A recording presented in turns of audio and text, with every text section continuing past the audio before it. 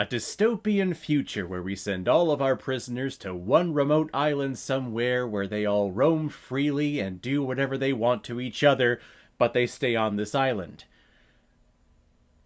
Yeah, I see this future working out.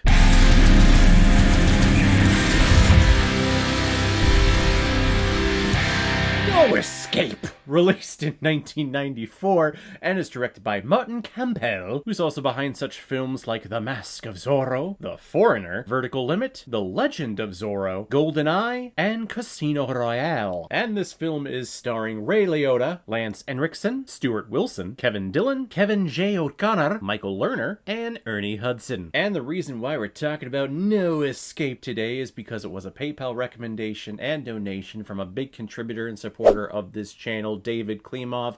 Thank you very much once again for your support and a recommendation of a film that I feel like I've heard of in passing, or maybe I've seen a movie poster during my time back when video rental stores were a thing. Maybe I saw a poster on the wall then, but I've definitely never checked out the actual movie. This is my first time watching it, and the overall aesthetic is the quintessential 90s dystopian style, like the costuming design, the set design, hell, even the color palette of this movie is the same as all other 90s dystopian future films that we got during that decade. But it actually turned out to be a pretty nice, enjoyable time, so thank you very much, David, for the recommendation. If anyone else out there also wants to be like David and help support me and contribute to this channel, you can select the QR code that is in the bottom left corner of your screen right now. Send over your donation of $5 or more with your movie recommendation, and if I have access to it, I will watch it, review it, and give you a little shout out just like what I did with David here. In the year 2022, the penal system is run by corporations, and prisoners are seen as assets. And we follow the journey of one particular prisoner, ex-Marine John Robbins, who is imprisoned for murdering his commanding officer after being ordered to kill innocent civilians. Well, they soon find out that he is one of the worst prisoners they could possibly have, so they decide to send him to Absalom, which is a remote island where they send all of their most dangerous prisoners. And like I said in my intro, these prisoners are able to roam free and really develop their own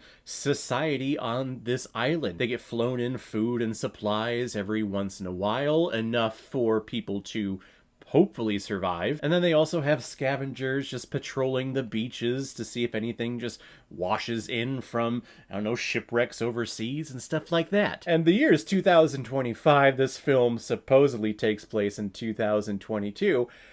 You know, I'm thinking that this idea is not that bad of an idea. There's a reason why Alcatraz was so hard to escape, because it was a prison on an island, and that's all the island was. It just had all these bad people, condemned people, on this small little building on this island. I think it's smart, and I think there's plenty of islands out there that we can choose from to just throw all the prisoners that we have in the system with prisons that are just overrun with people and don't have the resources. I think this is definitely doable. Will they ever do it? No, because I think prisons here, especially in this country, are good business, so they wouldn't want to mess that up. And if you ever wanted just a beautiful example of the 90s dystopian style, film style, definitely check out this movie. I'm thinking this one, along with The Postman, Demolition Man, Waterworld, Johnny Mnemonic, all of these films that came out in the 90s are all borrowing from the same costuming, from the same cinematography style, the same color palette that we see,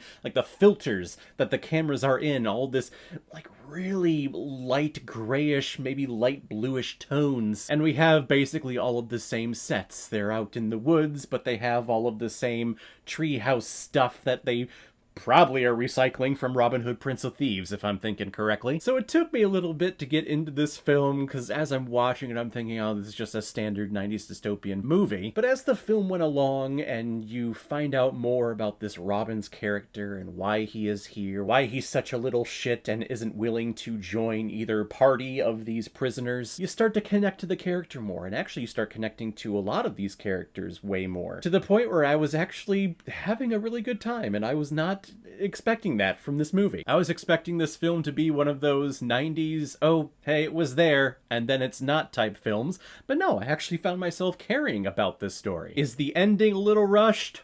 Absolutely. And is it very convenient that the head prison warden dude manages to show up, and that's how they're able to get off the island, and the bad evil dude is able to get his comeuppance. Because it's the 90s, we have to have the evil warlord corporation dude just show up on the island. Even though he doesn't really have to, he has people who can do it for him. We still need to see the evil corporate dude get his comeuppance. It's nice seeing Ray Liotta again, especially in a film that's not what he's known for, like Goodfellas. This, of course, came out after Goodfellas, so I'm sure he's just riding the high from the Martin Scorsese effect that he had implanted on his career. But it's nice to see him acting again. I know he passed away a few years ago, which is really sad, because I actually really like him as an actor. He has a great look for the camera. And Ernie Hudson is here, who's like the right-hand man of the good prisoner tribe, who's trying to make people better and reform themselves. I always like seeing Ernie Hudson. He's such a cool actor, and he always commands the space whenever he's on screen. Of course, I always love him in Ghostbusters, so it's great seeing him here. And the film also has a great message of how the penal system is supposed to be used for